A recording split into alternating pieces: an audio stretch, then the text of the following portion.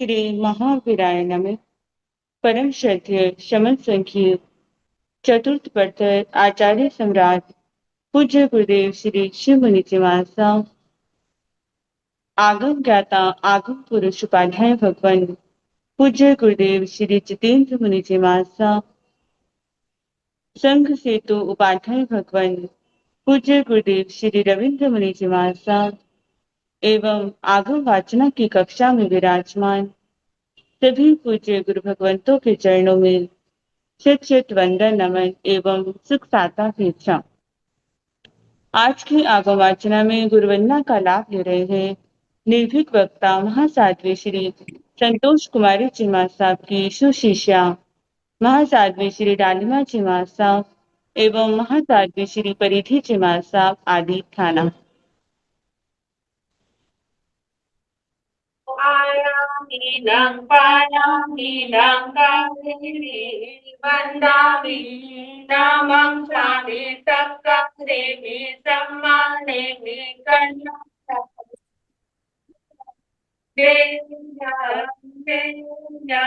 बजवा स्वामी मधेन वंदा देखो तो आया ही नम पाया ही नम गंदिनी वंदामि नामं स्वामी सत्कारेमि सम्मानेमि कल्याणं मंगलम्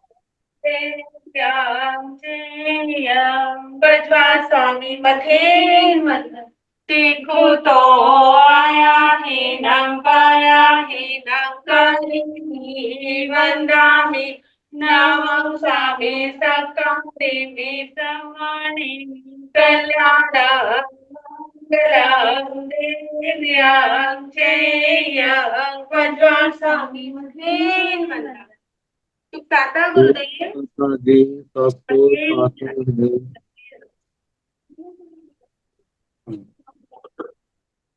आज की तपस्या का लाभ ले रहे हैं उत्तर भारतीय प्रवचनी शमी सूर्या डॉक्टर गुरानी श्री सरिता चिमा साहब की सुशिष्या महासाध्वी श्री डॉक्टर शुभा पिंकी चिमा साहब उपवास तरुण तपस्विनी महासाध्वी श्री शमा चिमा साहब उपवास शासन प्रभाविका महासाध्वी श्री प्रवीण चिमा साहब की सुशिष्या साध्वी श्री हितांशु चिमा साहब उपवास महासाध्वी श्री सोनिका चिमा साहब की सुशिष्या साध्वी श्री रिद्धि चिमा साहब उपवास उग्र तपस्विनी तप सूर्या उपप्रवर्तनी महासाध्वी श्री सुमित्रा चिमा साहब की सुशिष्या साध्वी श्री प्रियांशी चिमा साहब आज उनका 5वां एंगल है। इन सभी तपस्वियों के तप की हम अनुमोदना करते हैं और सुख साता पूछते हैं। अब पूज्य गुरुदेव के चरणों में करबद्ध प्रार्थना करते हैं कि कृपया पधारें और हमें आगमों का अनमोल ज्ञान प्रदान करें। पधारिए गुरुदेव। मथीन वंदामि गुरुजी सुख साता गुरुजी मथीन वंदा।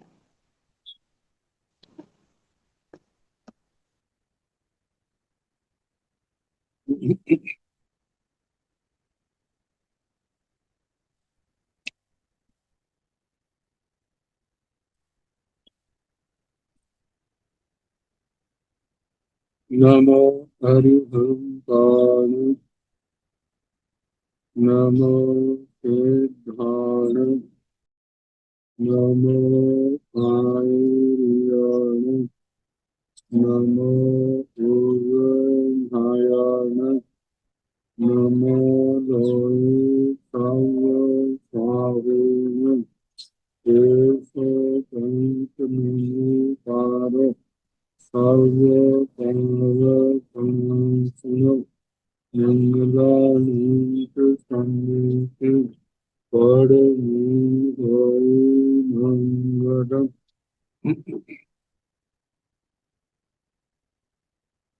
जिन शासन जिन वाणी सदा जय बंतो समुसन सदा पवित्र मंगल हो। व्यक्तित्व प्राप्त समन भगवान महावीर स्वामी उनकी परम पावन कल्याणी भागवती वाणी वाचक प्रमुख श्री इंद्रवती गौतम आदि गंधर्व भगवान युग प्रधानाचार्य परम पूज्य श्री सुधर्मा स्वामी जी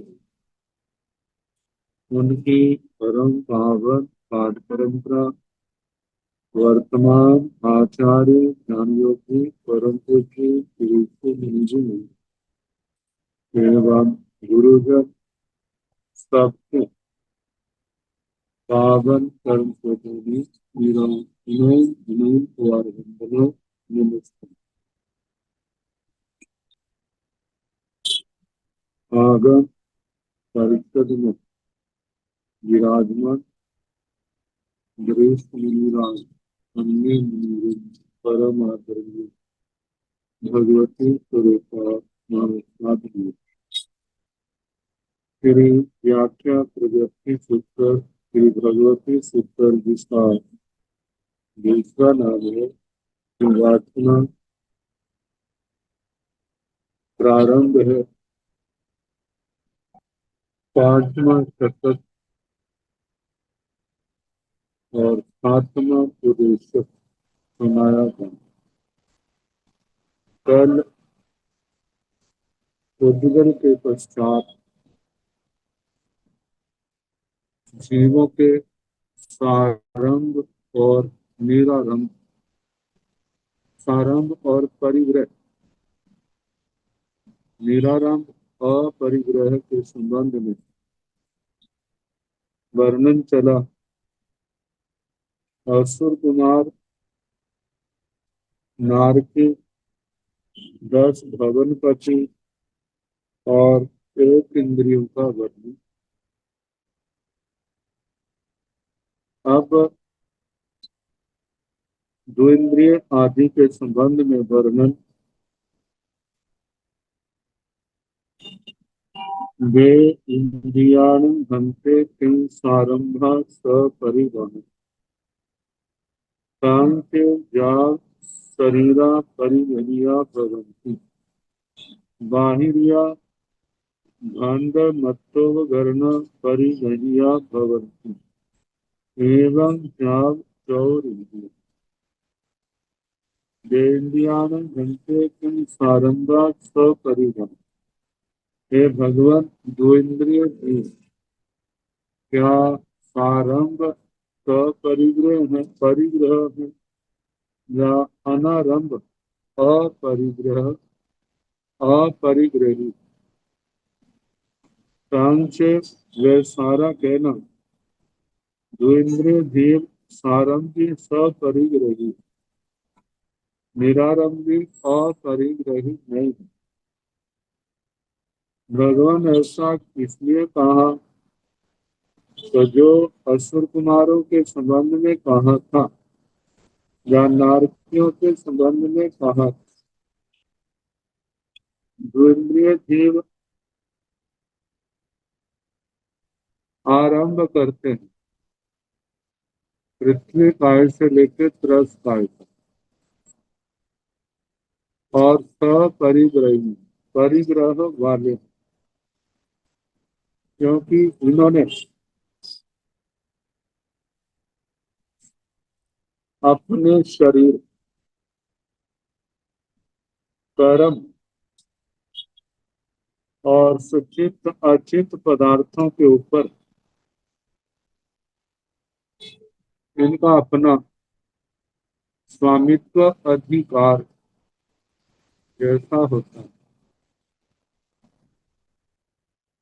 तो शरीर कर्म ये परिगृहित होते हैं बाहर की दृष्टि से बाहिरिया बाहर की दृष्टि से भांड मत्तोपकरण भंडोपकरण परिगहिया भवन्ति परिगृहित होती जिन जिन स्थानों में इनके रहने के स्थान होते हैं वे स्थान इनके द्वारा ग्रहण किए होते एवं जाव चौर इंद्रिय इसी प्रकार जैसे द्विंद्रिय का कहा त्रिंद्रिय और चतुर इंद्रिय का भी ऐसे कहना। अब एक इंद्रिय से ज्यादा विकसित चेतना द्विंद्रियों की, द्विंद्रियों से थोड़ी विकसित त्रिंद्रिय की होती है। त्रिंद्रियों के अपने घर स्थान ये तो हमारी देखने में आ जाते हैं, कैसे चारों ओर घूम करके चिड़िया आदि अपने घरों में आ जाती हैं और कैसे अपने आहार का संग्रह करती हैं, ये तो प्राय दिखने में आता है। और ये जीव कैसे कितनी बार द्विंद्रिय आदि जो जीव जीवित होते हैं उनके ऊपर कैसे इकट्ठे होकर के आक्रमण करते हैं, ये भी देखने में आ जाता है। तो द्विंद्रिय त्रिंद्रिय जीव भी क्या है, सारंगी सपरिग्रही, निरारंभी अपरिग्रही नहीं है। ऐसे चतुर इंद्रियों का भी ऐसा ही वर्णन आता है, ये भी सारंभी सपरिग्रही है, निरारंभी अपरिग्रही नहीं है। पांचेन्द्रिय त्रिक जोनियाणं भन्ते तांचे भाव कम्मा परिगह्या भवन्ति टंका कूड़ा सेला सिंहरी पभारा परिगह्या भवन्ति जल थल बिल गुह लेना परिगह्या भवन्ति उच्छर निच्छर चचिलल पलल पक्षिणा परिगह्या भवन्ति आगड़ तड़ाग दह नैयो बावी पुकरणी दिहिया गुंजानिया सरा सर पंथियाओ सर सर पंथियाओ बिल पंथियाओ परिगहियाओ भवंती आरामो जाना कारणा बना बनसंदा बनराइयो परिगहियाओ भवंती देव उला सम पव शोभ काय परिखाओ परिगहियाओ भवंती पागार अट्टालक चरिय दार गोपुरा परिगणिया भवन्ति पासाय घर शरण लेन आवना परिगणिया भवन्ति सिंहाड़क टीक चौक चक्कर चौमुह महपह परिगणिया भवन्ति सगड़ रह जान चौक घिल्ली खिल्ली सिय संद मानियाओ परिगणियाओ भवन्ति लोहे लोह कड़ाह कुरुचुआ परिगहिया भवन्ति भवना परिगहिया भवन्ति देवा देवियो मनुष्या मनुष्यो त्रिख जोनिया त्रिख जोनियो आसन शयन खम्ब खंड चित्ता चित्त नीसियाई तबाई परिगहिया भवन्ति से तेन अट्ठेणम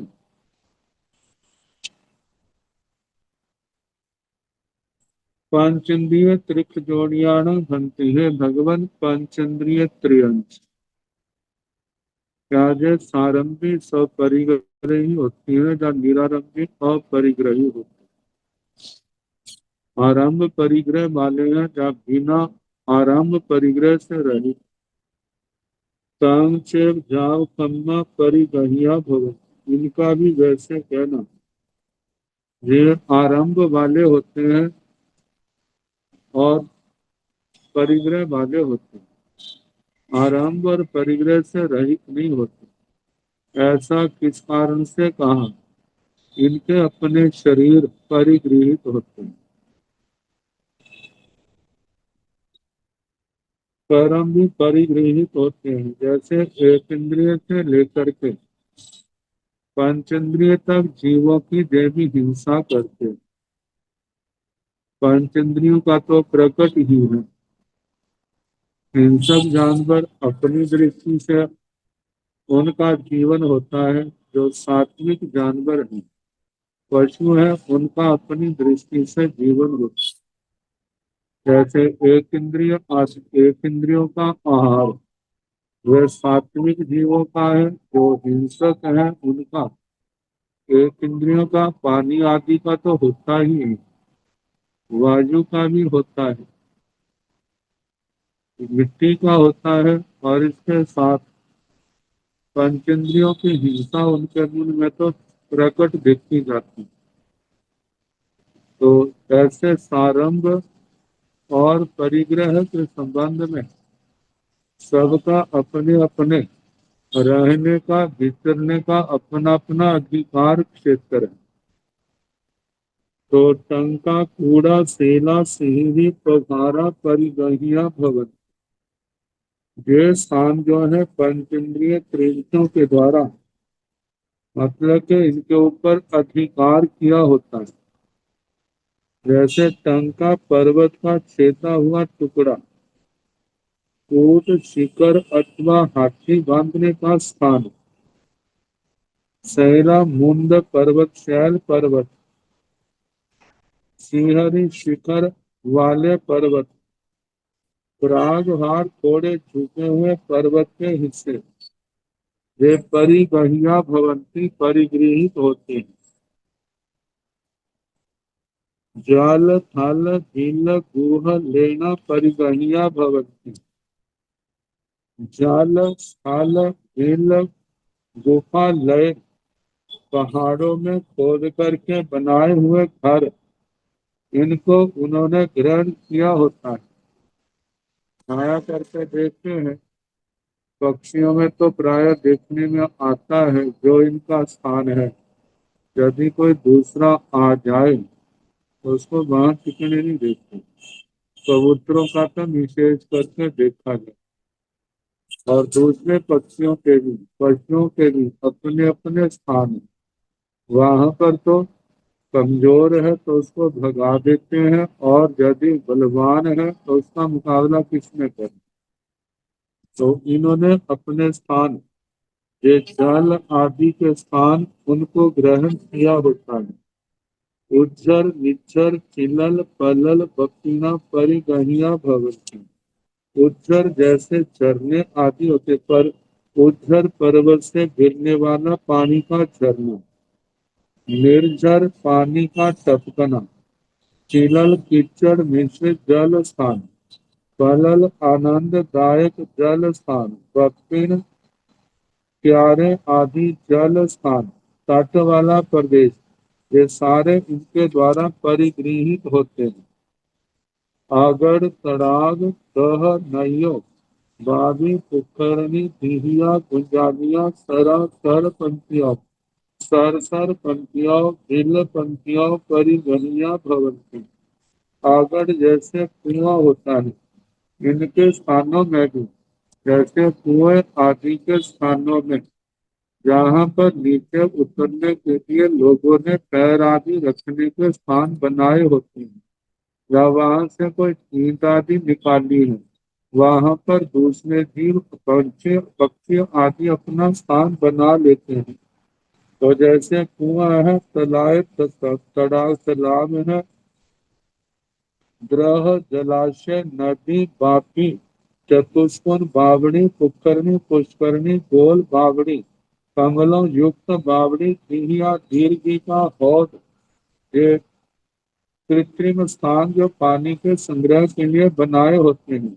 गुंजाली का टेढ़ी बावड़ी सरोवर सर पंक्ति, सर पंक्ति सरोवर पंक्ति के रूप में है। सर सर पंक्ति वह सरोवरों की पंक्ति जिनमें आपस में जुड़े होते हैं, एक दूसरे का पानी एक दूसरे में आता जाता रहता है।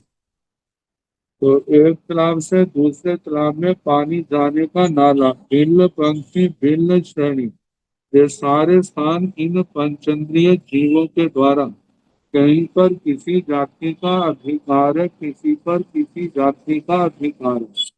जैसे स्थलचर स्थानों पर स्थलचर जीवों का, और जल जहाँ जल है वहां पर जलचर जीवों का अधिकार होता है। तो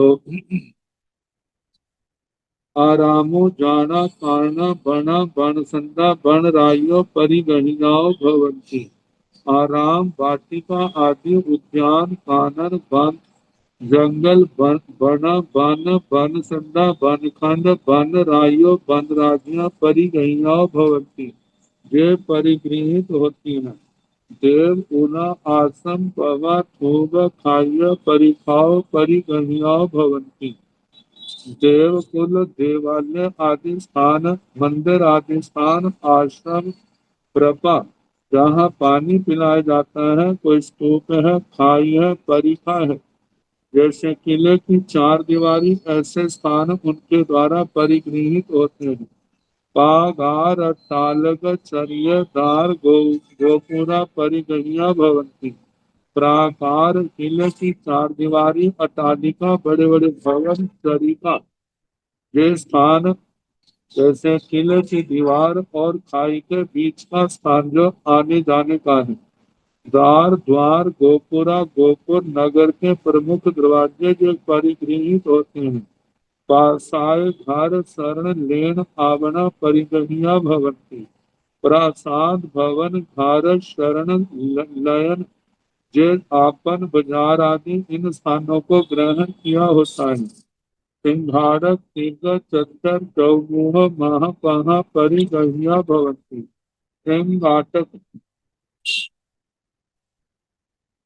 ऐसे सिंहारे जैसा स्थान है। त्रिकोण मार्ग त्रिक तीय जहाँ तीन मार्ग मिलते हैं ऐसा स्थान। चतुष्क जहाँ चार मार्ग मिलते हैं ऐसा स्थान। चतर चत्वर जहाँ अनेक मार्ग मिलते हैं ऐसा स्थान। चौक चतुर्मुख चार दरवाजे वाला मकान। महापह महापथ महामार्ग राजमार्ग ये सब ग्रहण किए जाते हैं। सागर रह जान जोग गिल्ली थिल्ली सिंह संग मान्यो परिगणिया भवति। ये वाहनों के स्थान जहाँ पर रख देते हैं, देखभाल नहीं होती है तो सुनसान जगह देख करके पक्षी आदि दूसरे जीव अपना स्थान बना लेते हैं। तो शकट बैलगाड़ी है, रह रथ जान यान जुग जुग गिल्ली गिल्ली थिल्ली ये देश विशेष के वाहन सिंह शिविका पालकी संग मानियाओ मतलब के संग मानी का जो रथ छोटे रथ बड़े रथ आदि परिगणिया भवंती इनको ग्रहण किया होता है। लोही लोह कड़ाह परुचुआ परिगणिया भवंती। जैसे लोही लोहे का बर्तन विशेष लोह कड़ाह लोह कड़ाह लोहे की कड़ाई कड़छुआ कड़छी ये परिगणिया भवंती ग्रहण किया होता है। भवना परिगणिया भवंती भवनों को ग्रहण किया होता है। देवा देवियों मनुष्य मनुष्यों देव देवियां मनुष्य मनुष्यनिया त्रिक जोनिया त्रयंत त्रिक जोनियों त्रयंचनिया आसन शयन खंड खंड चित्ता चित्त विषयाय धपाई परिगणियाय भवंती। और जैसे देव देवियां त्रयंचों ने इनको ग्रहण किया हो।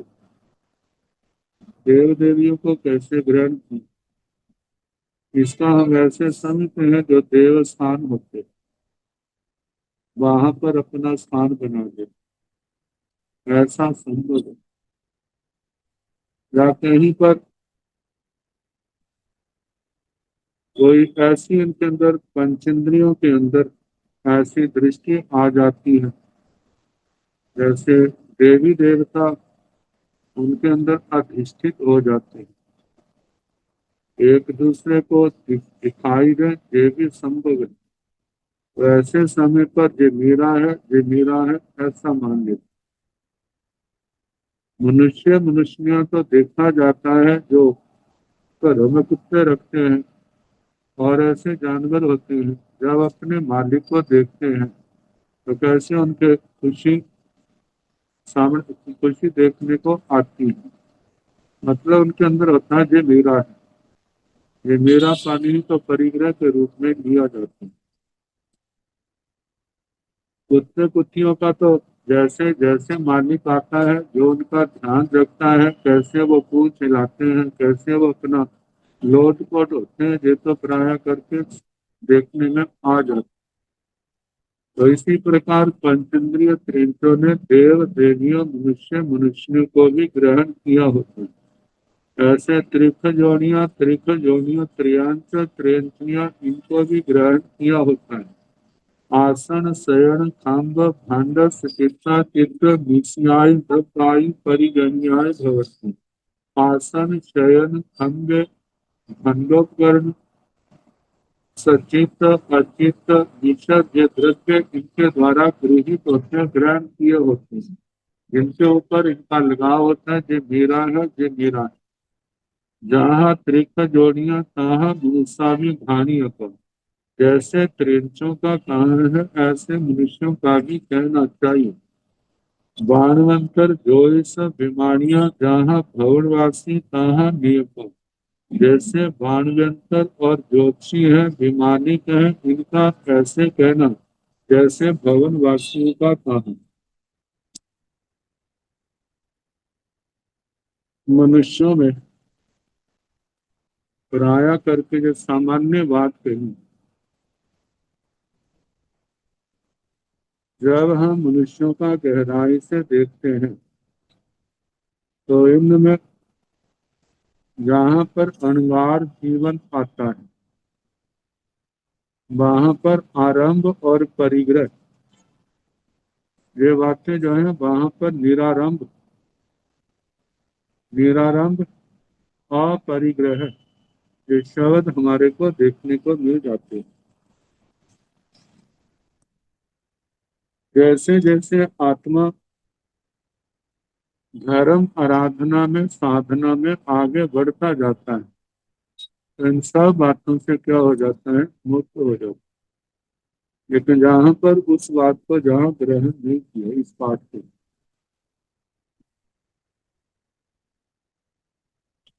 आगे अगला सूत्र जो है इसके 8 पॉइंट। इस सूत्र की व्याख्या करते हुए प्राचीन आचार्यों ने इतना कहा है कि ये केवल शब्दों से जो अर्थ हमारे को स्पष्ट हुआ है वो हमने लिखा है, लेकिन सच में इसका क्या अर्थ है ये तो बहुत कुछ जानते हैं, हमारी जानकारी में नहीं। मतलब परंपरा से प्राप्त कोई ऐसा स्पष्ट अर्थ जो है वो हमारे सामने नहीं आता, लेकिन फिर भी आचार्यों ने इनके शब्दों को देख करके अपना चिंतन प्रस्तुत किया।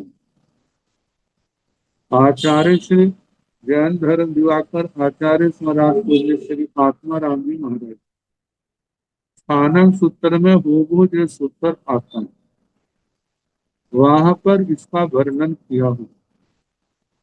तो पहले हम उच्चारण कर लेते हैं, जहां पर हेतु और अहेतु इन बातों को लेकर के प्रश्नोत्तर बातें कही।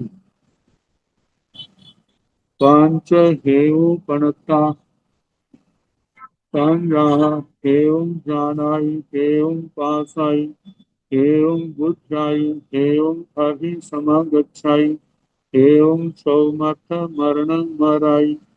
पांच हेऊ पणता संज्ञाः हेऊन जानाई जाव हेऊन सौमथ मरणं मराई।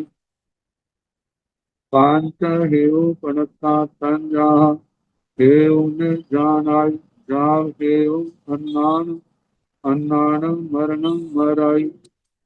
पांच हेऊ पणता संज्ञाः हेऊन न जानाई जाव हेऊन अन्नान मरणं मराई। पांच अहेऊ पणता संज्ञाः अहेऊं जानाई जाव अहेऊं केवले मरणं मराई। पांच अहेऊ पणता संज्ञाः अहेऊन जानाई जाव अहेऊन केवले मरणं मराई। पांच अहेऊ पणता संज्ञाः अहेऊं न जानाई जाव अहेऊं सौमथ मरणं मराई। पांच अहेऊ पणता संज्ञाः अहेऊन न जानाई जाव अहेऊन सौमथ मरणम मर।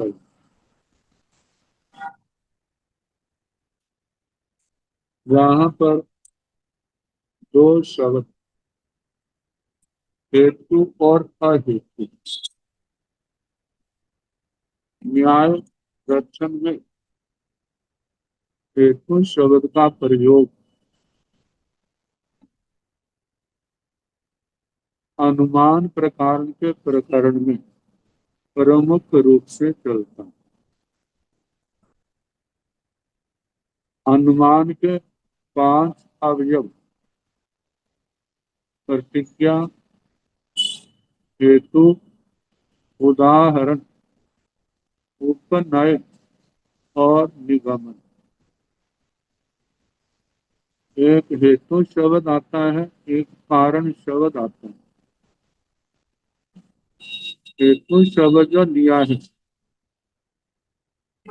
जो अनुमान के प्रकरण में आता है, अनुयोग द्वार में, प्रमाण के प्रकरण में विस्तार से इसकी चर्चा प्रसंग आया।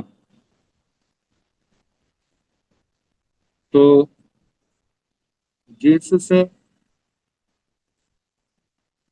हेतु को देख करके जो वस्तु प्रसिद्ध प्रत्यक्ष नहीं है उसका अनुमान किया जाता है। क्योंकि कहा जाता है अन्वय व्याप्ति। अन्वय व्याप्ति उसको कहते हैं जिस एक के होने पर दूसरे का अवश्य होना। एक के होने पर दूसरे का अवश्य होना। जैसे धुएं के होने पर अग्नि का अवश्य होना। यदि आग है तो धुएं की संभावना है, यदि आग नहीं है तो धुएं की संभावना बिल्कुल नहीं है।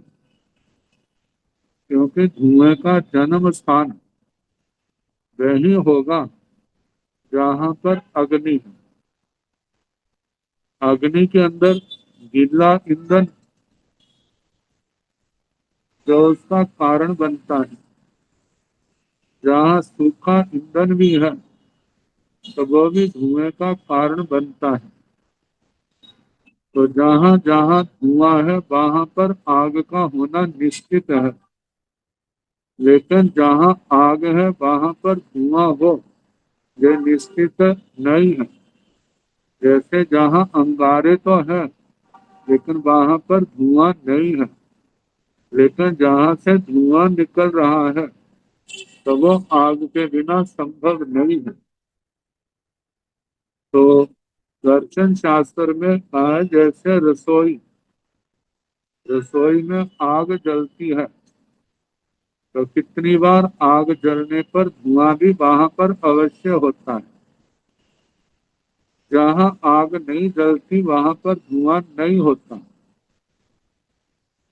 तो मानो किसी पर्वत के ऊपर किसी जंगल में कहीं धुएं की शिखा को देख करके धुआं बिल्कुल ऊपर की ओर आकाश में जा रहा है लगातार, तो उसको देख करके आग लगने का, आग के होने का अनुमान किया जाता है।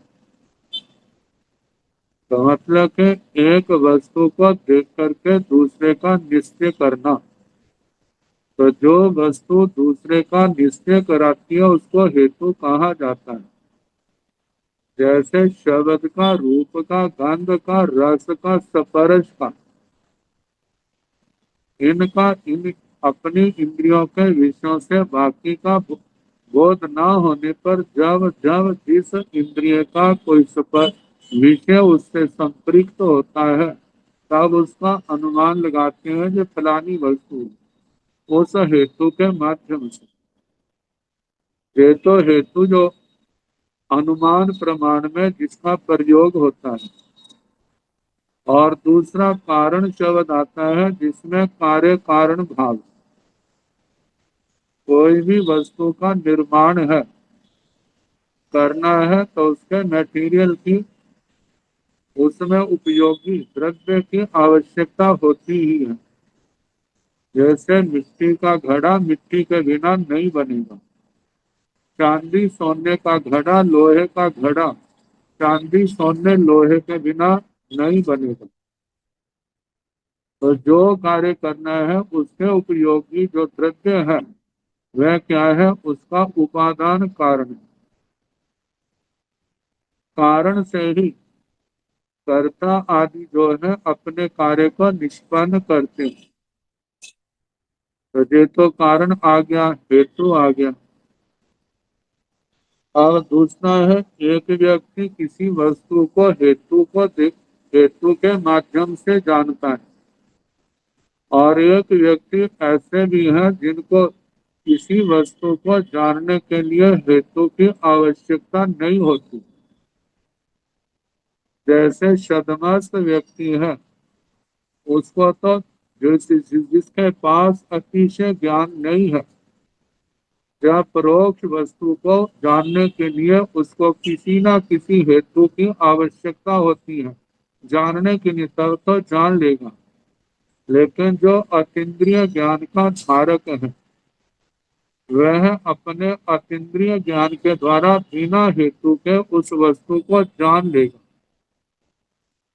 तो कहा जाता है कि अतीन्द्रिय ज्ञान जो है, परोक्ष बातों को जानने वाले जो प्रत्यक्ष के रूप में जाना जाता है, तो जिसमें दो प्रकार का, एक ज्ञान वह है सकल प्रत्यक्ष और दूसरा अवधि ज्ञान मन पर ज्ञान, जिसको विकल्प प्रत्यक्ष कहा जाता है।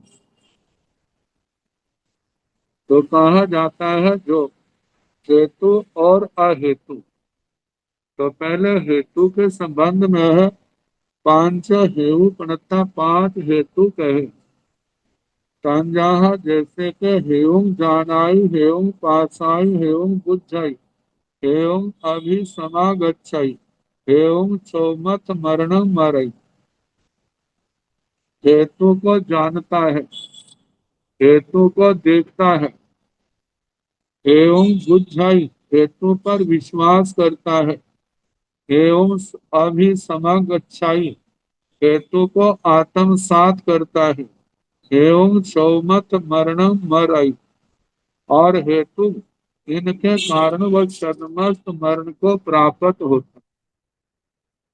छद्मस्त मरण पंडित मरण भी हो सकता है, अज्ञानियों का मरण भी होता है। अज्ञानियों के मरने के दो सूत्र अलग है। तो जहाँ पर हेतु को जानता है, तो जहाँ पर कहा है आध्यात्मिक सूत्र है, तो उसको लेकर के, जैसे आत्मा जानता है जन्म मरण का हेतु क्या है, जन्म मरण का कारण क्या है, देखा जाए तो इसका कारण आश्रम कर्मों का बंध है।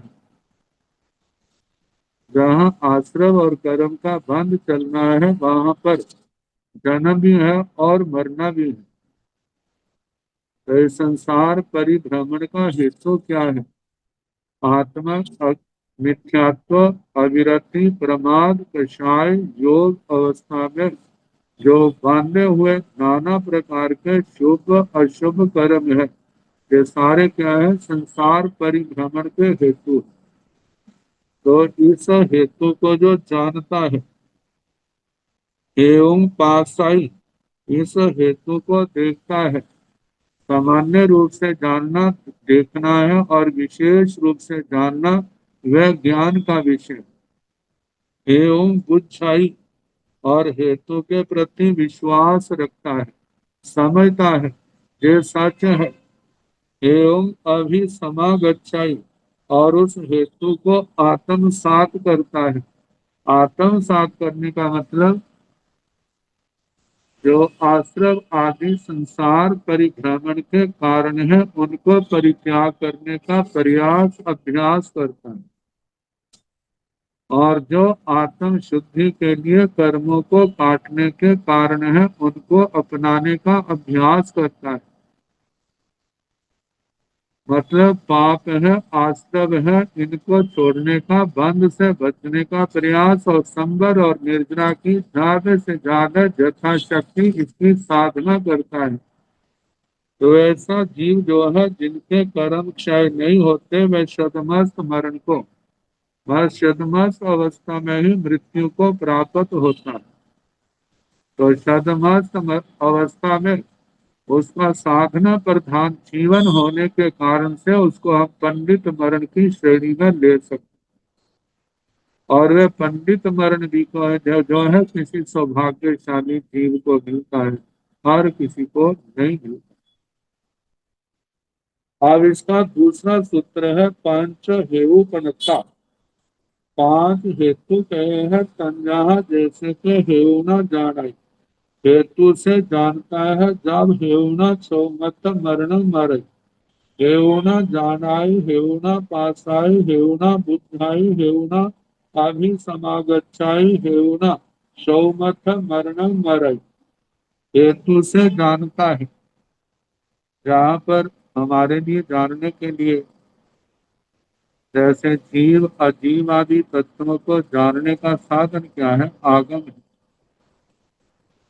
आगम जो है केवल ज्ञानियों का तो वो प्रत्यक्ष है, लेकिन हमारे लिए ये क्या है? हेतु है सम्यक ज्ञान प्राप्ति के कारण। तो इस हेतु से हम कर्मों आत्मा को, जीव को जानते हैं, अजीव को जानते हैं, पुण्य पाप को जानते हैं, आश्रम संबर निर्जना बंध मोक्ष इन तत्वों को जानते हैं। देखा जाए तत्व ज्ञान 25 वोल के रूप में, नव तत्वों के रूप में, आगे अनेक अनेक खोपड़ों के रूप में, और जो जिनका उद्गम स्थल हमारे आगम आगम शास्त्र है। तो इन आगमों के माध्यम से, इन खोपड़ों के माध्यम से जहाँ हम तत्वों को जानते हैं, आश्रम संबर इन सब को जानते हैं। तो ये हमारी ज्ञान प्राप्ति का जो साधन हेतु है, तो इस हेतु से जानना, इस हेतु से देखना, इस हेतु से विश्वास करना। जो बात समझ नहीं आती है, कितनी बार कह देते हैं ये बात चाहे हमारे समझ में नहीं आई है, लेकिन आगम के अंदर इसका प्रतिपादन किया है, आगम ने इसको स्वीकार किया है, आगम भगवान की वाणी है। जब भगवान ने वर्णन किया है तो हमारे लिए जो मान्य है, हम इसको अवश्य स्वीकार करेंगे। तो इस प्रकार वह श्रद्धा हेतु से श्रद्धा रखता है। और आगे हेउना अभी समागच्छाई, हेतु से वह आत्म आत्म सात करता है। इन बातों का आगम के अंदर वर्णन किया गया है, इसलिए हमारे द्वारा इनका आचरण करना ही चाहिए। मानो जो करते हैं वो तो करते हैं, जो नहीं कर सकते हैं उनके प्रति भावना तो होती है ना, कि ये भी बातें जो हमारे आचार में नहीं आ रही, वो समय धन्य होगा जब ये आचार हमारे जीवन का अभिन्न अंग बन जाएगा। तो आत्मसात करने हैं और भावना भा रहे हैं। ऐसे जीव जो है चौमत मरणम मरई, वह हेतु सहित पंडित मरण के द्वारा वे शतमस्त मरण को प्राप्त करते हैं। क्योंकि केवली मरण तो उनसे जो केवली भगवान है उनको ही है, और उनका जो है उनका ज्ञान जो है वो बिना किसी हेतु के होता है, वो तो साक्षात देखते हैं। उनको जानने के लिए किसी हेतु की जरूरत नहीं होती, वह होगा तो वो जान सकेंगे। उनका ज्ञान तो निरावरण है। तो इस प्रकार जो दूसरा सूत्र और तीसरा सूत्र है, पांच हेऊ प्रणता पांच हेतु कहे हैं संजहा, जैसे के हेऊ न जानाई जाम हेऊ अन्नान मरण मरई, हेऊ न जानाई हेऊ न पासाई, जाव से लेना हेऊ न पासाई हेऊ न बुझाई हेऊ न अभी समागच्छाई हेऊ अन्नान मरण मरई। पांच हेऊ प्रणता पांच हेतु कहे हैं, लेकिन कितना जैसे के हेऊ न जाना, कितने जीव जो हैं जो दीर्घ संसारी हैं, मिथ्यात्व आदि से ग्रस्त हैं, वे हेतु को नहीं जानते। संसार परिभ्रमण का हेतु क्या है? दुर्गति को जाने का मार्ग कौन सा है? सुगति का मार्ग कौन सा है? इस हेतु को नहीं जानते। हेऊ ने पास आई, इसको समझते नहीं, इसको देखते नहीं है। हेऊ ने बुझाई, हेतु के ऊपर विश्वास, इनका ये तरने का रास्ता है, ये डूबने का रास्ता है। अरे इस रास्ते पर जाएंगे तो हम डूबेंगे, इस बात पर विश्वास नहीं। इस मार्ग पर चलेंगे तो तरेंगे, इस बात पर विश्वास नहीं। उसको प्रति बोध नहीं। और उसको हेयु ने समागच्छाई, हेतु को आत्मसात नहीं करते, जो तरने के रास्ते मार्ग है उसको स्वीकार नहीं करते, और जो डूबने का मार्ग है उसका परित्याग नहीं करते। तो हेयु अन्नान मरणम मरई, तो ऐसे जीव हेतु हेतु सहित, हेतु उनका अज्ञान मरण होता है। अब देखा जाए अज्ञान मरण, यदि कोई दुर्गति में गया है, किसी को बाल मरण मिला है, तो उसका भी तो हेतु है। उसका हेतु क्या है? उसके उसका असंयमी जीवन है, उसका आश्रय प्रधान जीवन है। उस आश्रय प्रधान जीवन के कारण से ही तो उसका अज्ञान मरण हुआ है। यदि वह आश्रव प्रधान जीवन को ना जीता, उसका जीवन संवर प्रधान होता, तो उसका अज्ञान मरण नहीं होना था, उसको समाधि मरण, पंडित मरण की प्राप्ति होती।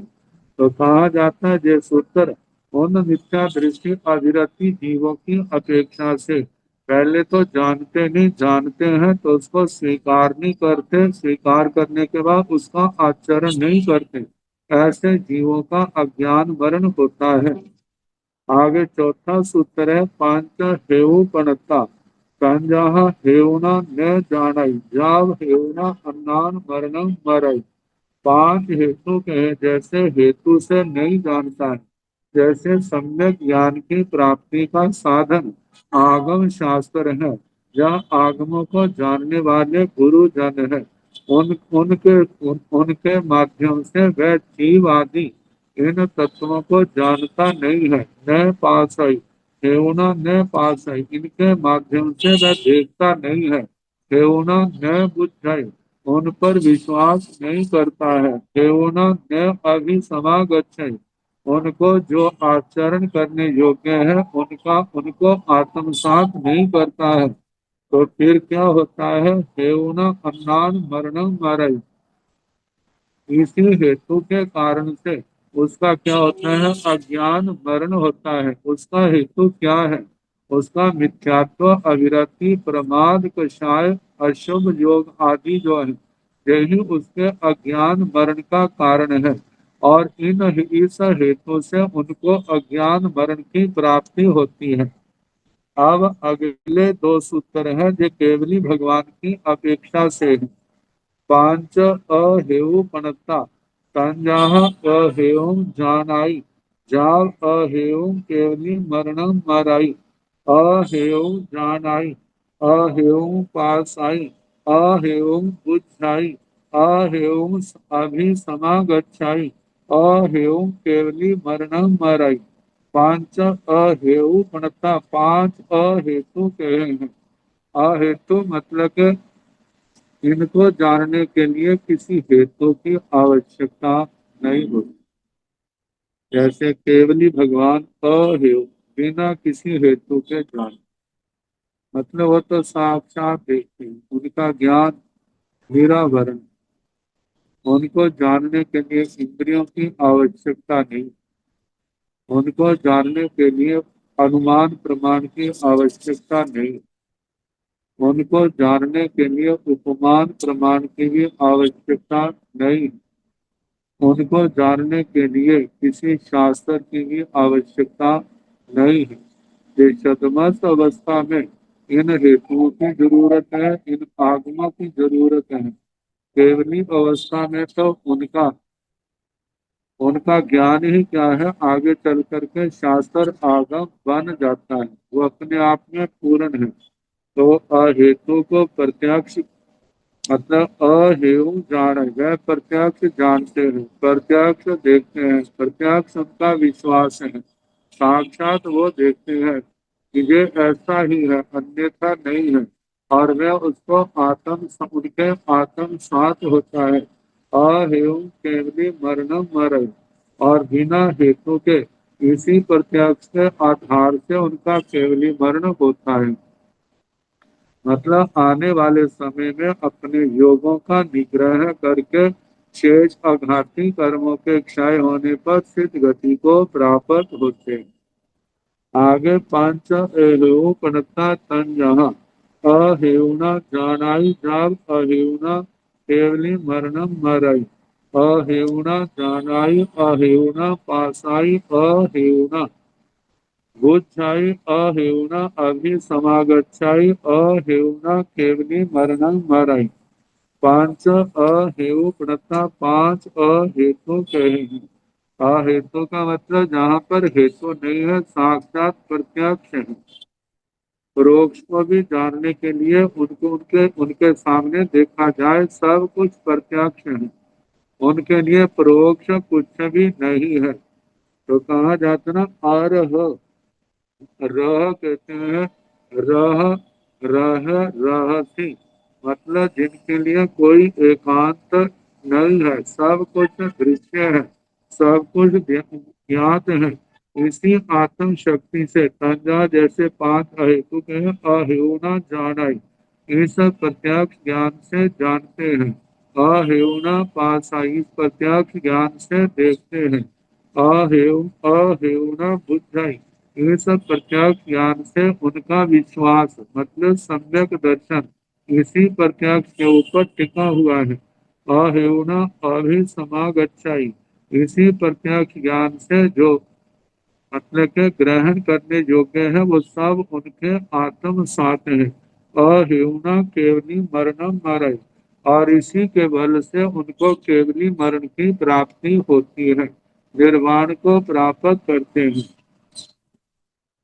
अब इसके आगे कहा है पांच अहेउ प्रणता तंजाहा अहेउ ने जानाई जाव अहेउ चौमथ मरणं मरई। पांच अहेतु प्रणता, पांच अहेतु कहे हैं, मतलब है जहाँ हेतु ने प्रत्यक्ष है। तंजहा जैसे के अहेउ ने जाना, अहेतु को जानता नहीं है। अहेउ ने पासाई, अहेतु को देखता नहीं है। अहेउ ने बुझाई, मतलब अहेतु को जैसे विश्वास, मतलब प्रत्यक्ष का परोक्ष का विश्वास जो है वो साक्षात उनको नहीं होता। जैसे अहेउना अहेउना अभिसमागच्छै, अहेउम अभिसमागच्छै, बिना हेतु के मतलब आत्मसात नहीं होता है। अहेउम सौमत मरणई, इस प्रकार बिना हेतु के सदमस्त मरण मरता है। और देखा जाए अहेउम ने जानाई, वह किसी भी बात को सदमस्त व्यक्ति जो है प्रत्यक्ष नहीं जानता है। एक तो ना इंद्रिय गम्य बातें होती है उनको तो जान लेता है, लेकिन जो इंद्रिय गम्य बातें नहीं है और नरकों को साक्षात नहीं देखता, नरकों को स्वर्गों को साक्षात नहीं जानता नहीं देखता, और उसको उनका जो दर्शन है उसका विश्वास जो है वो प्रत्यक्ष के ऊपर आधारित नहीं है। उसका आत्म साथ जो करता है आचरण करता है वो भी प्रत्यक्ष के ऊपर आधारित नहीं है, क्योंकि जो सम्यक दृष्टि है लेकिन शतमस्त है, उनका जो ज्ञान, उनका दर्शन, उनका उनकी श्रद्धा, उनका आचरण जो है वह केवली भगवान के उपदेश के ऊपर आधारित है।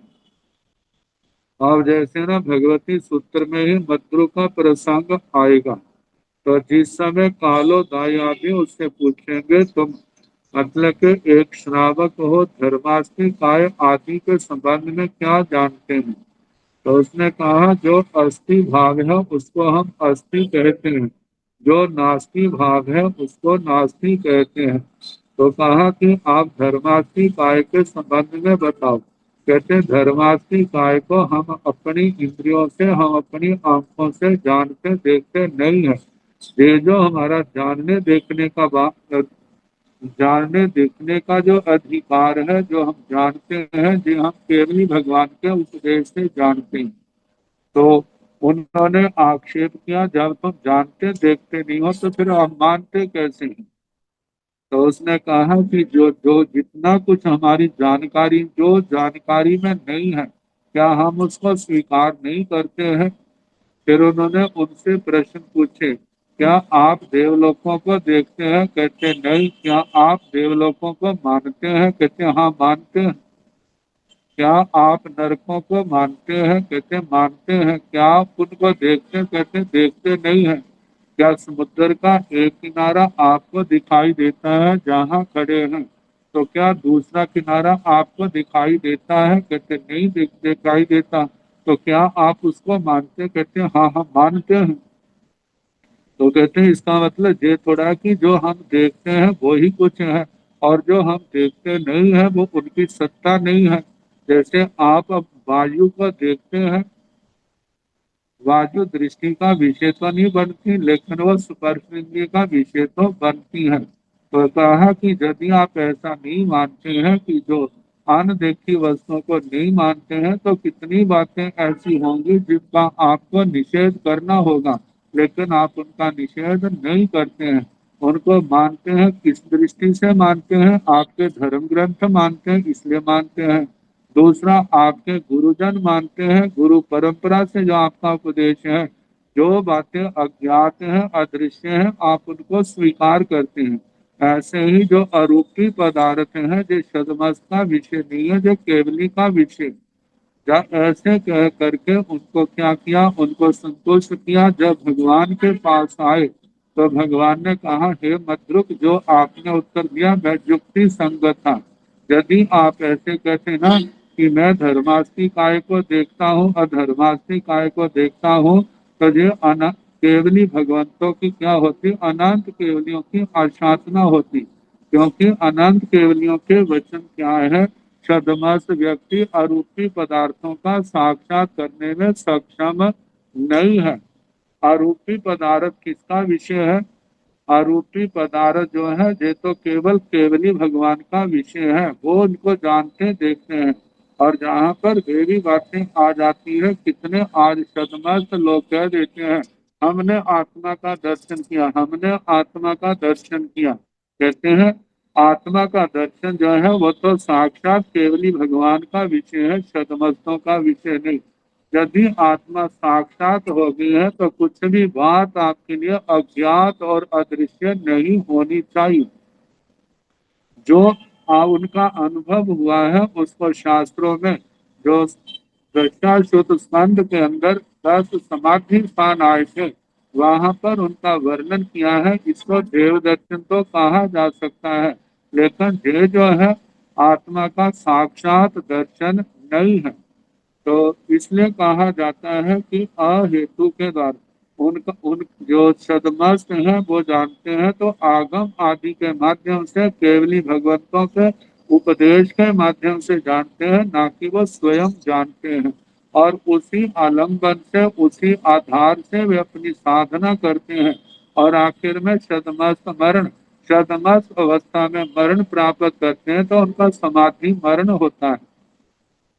आगे पांच अहेऊ प्रणता संजहा अहेउना ने जानाई जब अहेउना सौमथ मरण मरई।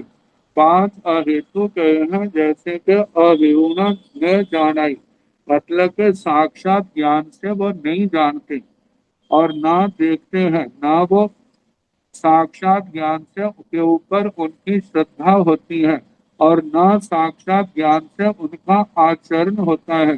देखा जाए तो जो सम्यक दृष्टि जीव है उनका ये ज्ञान, जानना, देखना, श्रद्धा और आचरण है, ये तो केवली भगवान के ज्ञान के आधार के ऊपर है। तीर्थंकर भगवंतों ने धर्म तीर्थ की स्थापना की, द्वादशांगी वाणी का उपदेश दिया, और गंधर्व भगवंतों ने उसको सूत्र का रूप दिया। और सूत्र का रूप देने के बाद वो संघ के अंदर आया, चतुर्विध संघ में आया। और चतुर्विध संघ में गुरु शिष्य परंपरा से वही भगवान का उपदेश आज तक हमारे तक जो कुछ है वो चला आया है। आज हम जीव अजीव आदि की जो बात करते हैं वो हम अपनी ओर से नहीं करते, ये तो आगम के ऊपर आधारित है। आगम से नरक स्वर्ग आदि अदृश्य पदार्थों को हम इंद्रियों के द्वारा प्रत्यक्ष नहीं कर सकते, लेकिन हम उसको मानते हैं। हमारे मानने का आधार क्या है? वे आगम ग्रंथ द्वादशांगी वाणी, जब वर्तमान में जो उपलब्ध आगम है उसके अनुसार, और उसके अनुसार हम अपना आचरण करते हैं। तो इस अहिउना जो केवली भगवंतों के का ज्ञान है, उसके कारण सौमत मरण मरई, आत्मा शतमस्त केवल ज्ञान नहीं हुआ, इसलिए उनका शतमस्त मरण होता है। सेवम भंते थी, हे भगवान इसी प्रकार है, इसी प्रकार है। पंचम साय सतमो देशो समतो, पांचवें शतक में सातवां उपदेशक समास। इसके संबंध में आचार्य श्री अभय देव सूरी जी ने तो इतना कहा है, गमनिका मात्र में विदम अष्टानाम येषां सूत्राणाम भावार्थं तो बहुश्रुता विदन्ति। कहते हैं, ये तो केवल हमने शब्दों का आलम्बन जो हमें समझ आया वह हमने वो अर्थ लिखा, वह अर्थ कहा। बाकी जो अर्थ इसका क्या है वो तो बहुत शुद्ध प्राचीन आचार्य जो है, जिसका ये अर्थ परंपरा लुप्त है, यथार्थ में तो वही जानते हैं। और कहा जाता है, सूत्र का वह अर्थ करने में कोई निषेध नहीं है जिसका सिद्धांत से विरोध नहीं है। इसी बात को लेकर के आचार्यों ने अपना कुछ चिंतन उपस्थित किया। तो इस प्रकार पांचवें शतक में सातवां उद्देशक समाप्त। अब आठवां उद्देशक है निर्ग्रंथि पुत्र और नारद पुत्र, दो अणगार। दोनों अणगारों की आपस की धर्म चर्चा। धर्म चर्चा क्या करते हैं, थोड़ा सा हम पाठ कर लें क्योंकि टाइम तो इतना नहीं है। तेन कालेन तेन समेन जाओ परिसा पड़ गया, तेन कालेन तेन समेन समरस भगवो महावीरस अंतेवासी नाराय पुत्र नामं अणगारे पगाय भद्राय जाव विहराय, तेन कालेन तेन समेन समरस भगवो महावीर सजाव अंतेवासी नियंति पुत्र नाम अणगारे पगाई भद्राय जाति हराय, तैन से नियंति पुत्र अणगारे जीर्णमेव नाराय पुत्र अणगारे, तीन उवागच्छाय तीन उवागच्छिता नाराय पुत्र अणगारम एवं व्यासी तेन कालेन तेन समेन उस काल उस समय जहाँ परिसा पड़ी गया, भगवान पधारे और परिषद आई चली गई। तेन कालेन तेन समेन समरस भगवो महावीरस अंत्यवासी नाराय पुत्र नाम अणगारे पघाई भद्राय जामि हराय। उस काल उस समय में श्रमण भगवान महावीर स्वामी के अंत्यवासी नारद पुत्र नाम के अणगार, प्रकृति से भद्र थे, विनम्र थे, कषाय जिनके पतले थे, जैसे स्कंद अणगार के प्रकरण में आया था। संयम तत्व से अपनी आत्मा को भावित करते हुए विचरण कर रहे। तेन कालेन तेन समेन समरस भगवो महावीरस जाव अंत्यवासी नियंति पुत्र नाम अणगारे पघाई बधाई जाव हराई। उस काल उस समय में भगवान श्रमण भगवान महावीर स्वामी जी के अंत्यवासी निर्ग्रंथि पुत्र, वो सारे शब्द कहने कैसे थे, प्रकृति से भद्र विनम्र आदि शब्दों का प्रयोग करना। निर्ग्रंथि पुत्र नाम के अणगार थे, प्रकृति से भद्र से वो विचरण कर रहे थे। तैण से नियंति पुत्र अणगारे जीर्णम एव नाराय पुत्र अणगारे तेने उवागच्छाय तेने उवागच्छिता नाराय पुत्र अणगारम एवं व्यासी। उसके बाद वह निर्ग्रंथि पुत्र अणगार, जहाँ पर नारद पुत्र अणगार थे, वहां आते हैं। वहां आकर के नारद पुत्र अणगार को इस प्रकार बोले। अब वो क्या बोले, क्या प्रश्नोत्तर किया, कैसे आगे चलता है, बड़ा अच्छा ज्ञान गर्भित ये संवाद है। तो कल जैसे सोमवार को जैसे समय होगा कराने का प्रयास।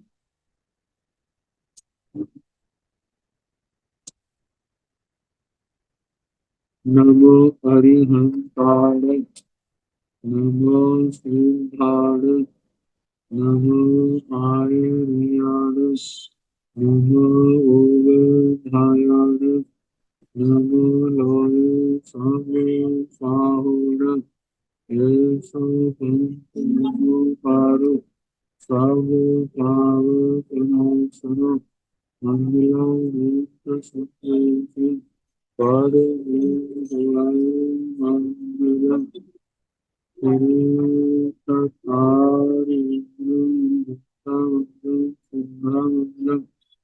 साहु मंगलम नाथो ब्रह्मो मंगलम चतारि लोकतमारि हिंसा लोकतमा सिद्धा लोकतमा साहु लोकतमा नाथो ब्रह्मो लोकतमा चतारि सर्वे प्रवज्ञानि हरिहिते सर्वे प्रवज्ञानि सिद्धे सर्वे प्रवज्ञानि साधे सर्वे प्रवज्ञानि केवले अनूतं भक्ति सर्वे प्रवज्ञानि चार करने से करने दिखाने मंगल करने और करना नहीं कोई जो भाव प्राणी आठ करे सबको यथा योग्य वंदना सुख से